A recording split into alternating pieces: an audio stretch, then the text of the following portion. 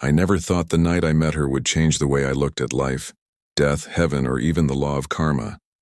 It was one of those moments that split your life into before and after. I was a Buddhist monk, trained to see the world as an illusion, a place of impermanence, desire, and suffering. But the night she came to the temple gates, crying, broken, and drenched in rain, my beliefs were tested in ways I could never have imagined. Tell me honestly, if someone came to you, a sinner in everyone's eyes, begging for forgiveness, begging for peace before death, would you turn them away? Or would you help them, even if doing so meant questioning everything you've ever believed in? The temple was on the outskirts of the city, far away from the noise and temptation of worldly life.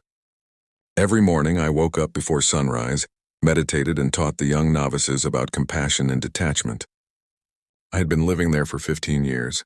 People came to me for advice, for prayers, for hope. I thought I understood suffering because I had renounced everything. But that night when she appeared, I realized how little I knew about real pain. Her name was Maya. She was young, maybe 24 or 25, but her eyes carried the exhaustion of someone who had lived 10 lifetimes. Her clothes were torn, her face streaked with mascara and tears. When she fell to her knees in front of me, I didn't recognize her as anything more than a soul in despair. But then she whispered, "Please, monk, I'm dying. I want to confess. I want to find peace before I go." At first I hesitated. It was late. The temple gates were closed and no woman had ever come there at that hour. But there was something in her voice, a desperate trembling that came from a place beyond fear. I opened the gate and let her in. She shivered under the lantern light, and when I offered her a blanket, she held it as if it were the first act of kindness she'd known in years. She sat there silently for a while before she finally said, "I was a prostitute." Her words didn't shock me, but the bitterness in her tone did. I sold my body for money, for survival. And now the doctors say I have only a few weeks left. I've done terrible things, monk. I've lied, I've hurt people, I've sinned in ways you can't imagine. I don't want to die like this. I want to know, what will happen to me after death? Will I go to hell? Her question pierced me. I had spent my life reciting scriptures about karma, cause and effect, the cycle of rebirth. I could quote the teachings perfectly, but when I looked into her eyes, all those words felt hollow.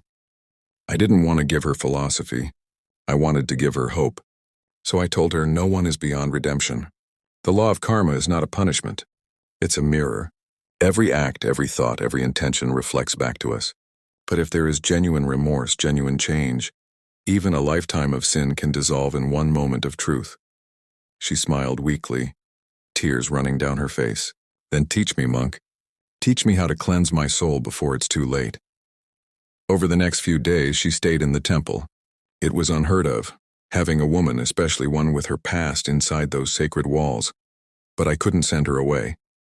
She spent hours listening to chants, sitting silently near the Buddha statue, sometimes just staring into space as if searching for meaning in every breath.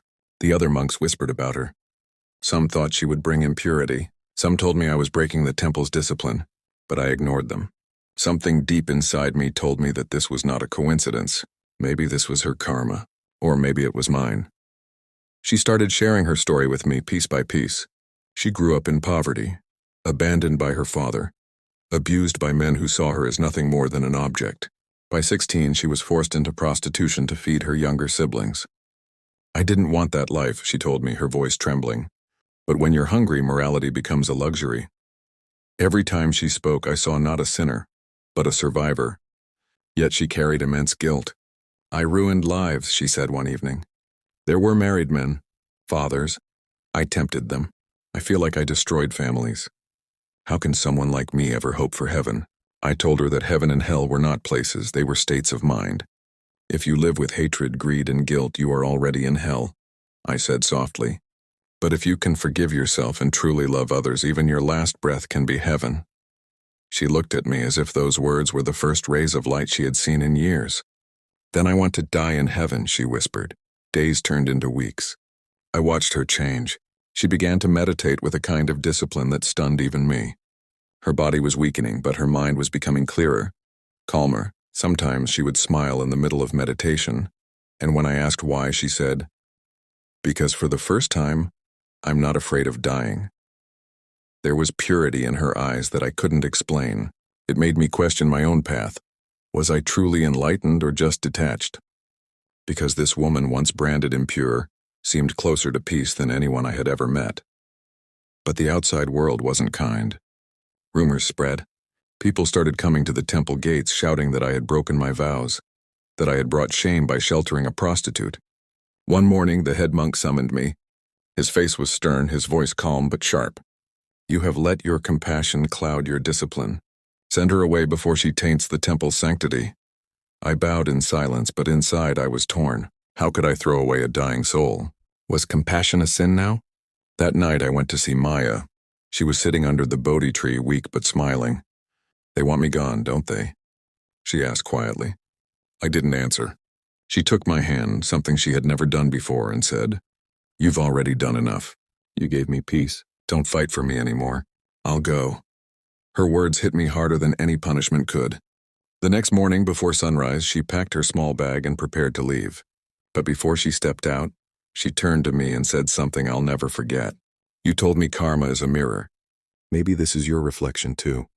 Maybe I came not to be saved, but to remind you that compassion without courage is incomplete." And then she was gone. For days, the temple felt empty. I couldn't meditate. Every chant felt meaningless. I kept wondering where she went, if she found shelter, if she was still alive. The guilt of letting her go haunted me. I started questioning everything, the teachings, the rules, the meaning of salvation itself. What good was enlightenment if it lacked humanity? Was I just escaping the world while others drowned in it? Then, about a month later, I received a letter. It was from a small hospice in the nearby town. The nurse wrote that a woman named Maya had passed away peacefully, clutching a small wooden Buddha bead in her hand, the same one I had given her during her stay. She had spent her final days helping other patients, comforting them, telling them not to fear death. The nurse said that on her last night, Maya told them, "The monk taught me that heaven isn't after death. It's when your heart finally rests in forgiveness." I cried for the first time in years, not out of sadness but out of something deeper, an overwhelming realization that maybe she had achieved what many monks, including me, never truly did: liberation. But then something strange happened. That night as I sat in meditation, I felt her presence. It wasn't a hallucination.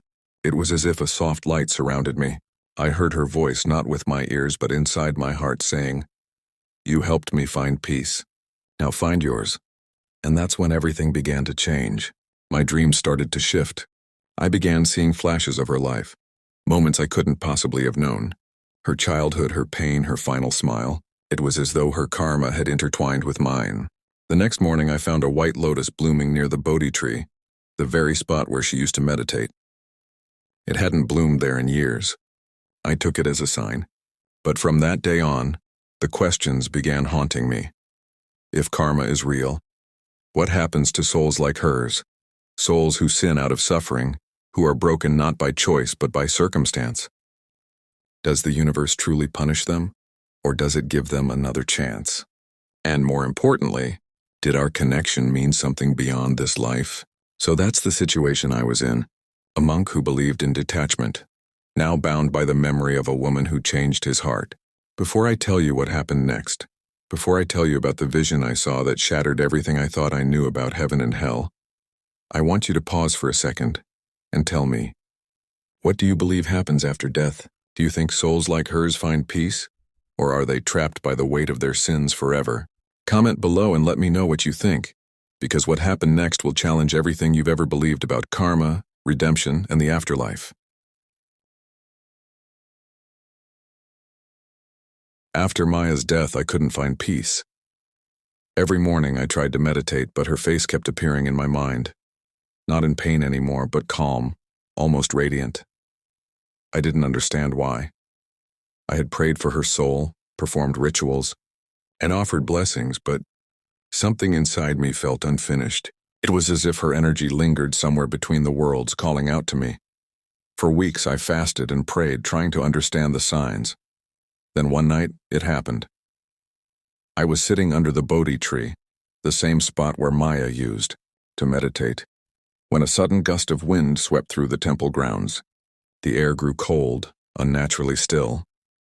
The moon hid behind clouds and everything went quiet, even the crickets. I closed my eyes, focused on my breath, and suddenly, I wasn't in the temple anymore. It felt like I had fallen out of my body, drifting through an endless void. There was no sound, no light, just silence so heavy it pressed against my soul. I couldn't tell if I was dreaming, dying, or trapped between realms. Then, from the distance, I saw two paths appear before me, one bathed in a soft golden glow, the other shrouded in shadows and crimson mist. I somehow knew, without being told, that this was the realm between life and death, the place where souls face their karma. My heart pounded. I wanted to turn back, but something pulled me forward. As I stepped closer, I saw figures, thousands of them, wandering aimlessly. Some were crying, some laughing hysterically, others just staring into nothingness. Their emotions were wild, shifting, uncontrollable. It was chaos, a storm of human regret and desire. Then, I heard a familiar voice, soft, trembling, but unmistakably hers. "You came?" I turned around and there she was, Maya. But she wasn't like before. She was glowing, faintly, her eyes clear and full of light. I fell to my knees. "Maya," I whispered, "where are we?" She smiled gently. "This is where souls wait, where they see what they've done and what they must become next." I looked around and saw others, men, women, children, all reliving moments of their lives. I saw a man who had beaten his wife now feeling her pain as his own. I saw a rich merchant choking on gold coins, unable to swallow or breathe. Every act was returning to its source. Karma was not a punishment, it was a reflection. Each soul was watching itself from the other side. I turned back to her. "Why are you here, Maya? You found peace, didn't you?" She nodded. "Yes, but I stayed to guide you. You've taught others how to let go of desire, but you never learned how to let go of guilt. You think compassion ends with rules, but love without fear is the truest form of enlightenment." Her words cut through me like light through darkness. I had spent my whole life obeying discipline, believing enlightenment meant detachment, but she was right. I had never truly understood love, the kind that sees suffering and doesn't turn away. The space around us began to shift. The golden path and the dark path started merging, swirling like water. "What's happening?" I asked. She said softly, "Heaven and hell aren't separate places. They exist together, inside us. Every soul carries both. What you feed becomes your world." Then the light around her started fading. "Wait!" I cried. "Don't leave me." She smiled one last time. "We'll meet again when you've learned to love without boundaries. Until then, remember this moment." And then she was gone. The golden light swallowed everything, and I woke up gasping beneath the Bodhi tree, drenched in sweat, my heart racing. For a long time I thought it was just a vision, maybe a dream born of grief. But the next morning something impossible happened. When I went to the meditation hall, the youngest novice, a boy named Tenzin, came running up to me, his eyes wide. "Master," he said, "there's a woman here. She says she wants to learn meditation." I frowned. Women were rarely allowed inside the main hall, especially without permission. "What woman?" I asked. When I stepped outside, I froze. A young woman stood at the gate. She was about 20, dressed in simple clothes, but her eyes were exactly like Maya's. The same softness, the same calmness. For a moment, I couldn't breathe. She bowed and said, "I don't know why, but I felt drawn here. I've never been to a temple before, but when I walked past, something inside me told me to come." My hands trembled. I invited her in, and as we sat down, I asked her name. She said, "Mira." I smiled faintly, feeling something stir in my chest. Not attraction, but recognition. "Why do you want to meditate, Mira?" I asked. She looked down and said, Sometimes I feel memories that aren't mine, sadness I can't explain. I dream of a monk and a place filled with chanting. In the dream, he tells me to forgive myself. My heart skipped a beat. I asked her gently, "And do you forgive yourself?" She hesitated. "I don't know what I've done, but I'm trying." At that moment, I knew. Maya had returned, not as the same person, but as a soul reborn, a spirit still walking the path of redemption. The universe had brought her back to continue her journey, and perhaps to remind me that karma is not the end. It's the beginning. For months, Mira came to the temple daily. She learned fast, meditation, compassion, silence. She was peaceful, humble, and curious about everything.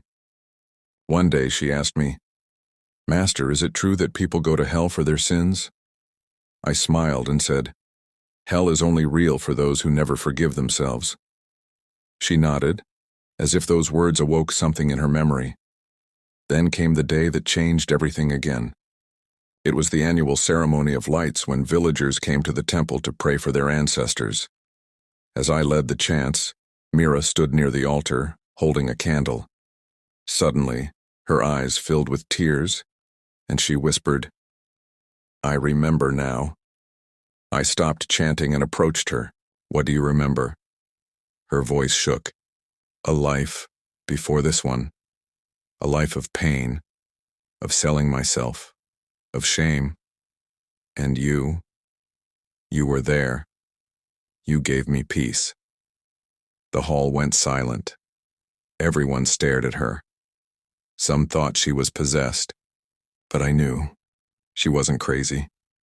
The veil between her past and present had lifted. I placed my hand on her shoulder and whispered, "Then you've found what you came for." She looked up at me, tears streaming down her face. "Does this mean my karma is over?" I smiled. "Karma never ends, Mira. It transforms.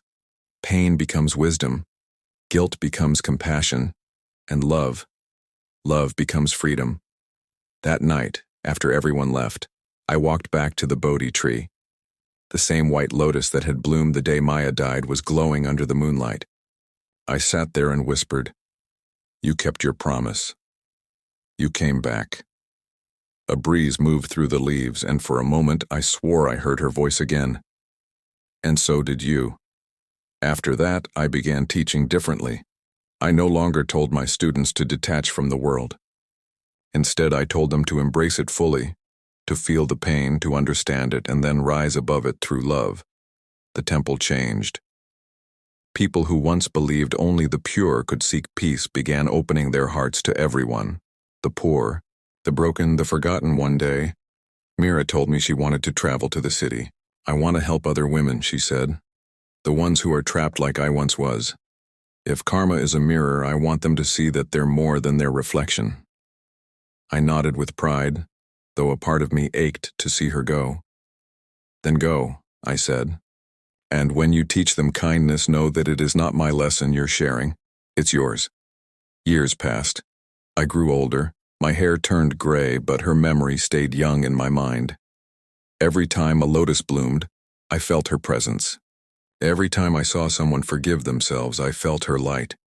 And then, one evening, as I watched the sunset behind the temple walls, I understood the final truth of karma. Karma is not about punishment or reward. It's about awakening.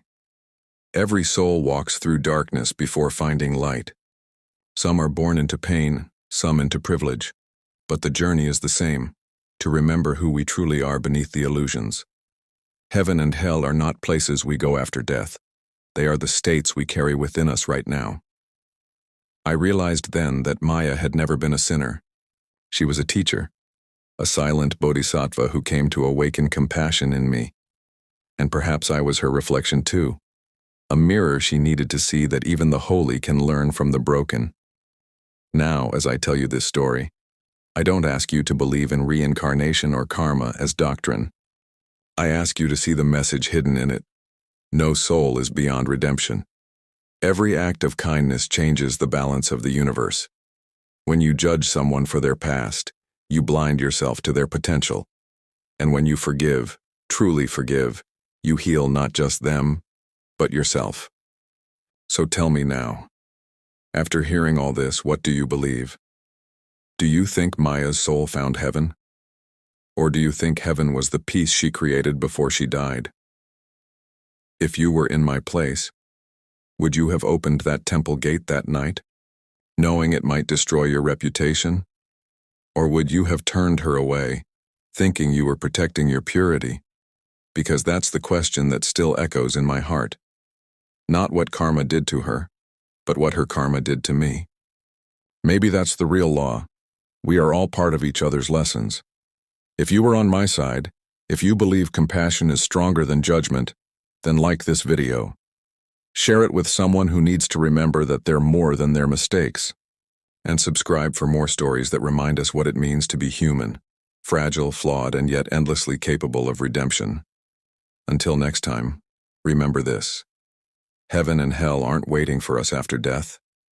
They live in our hearts right now, and we choose which one to create.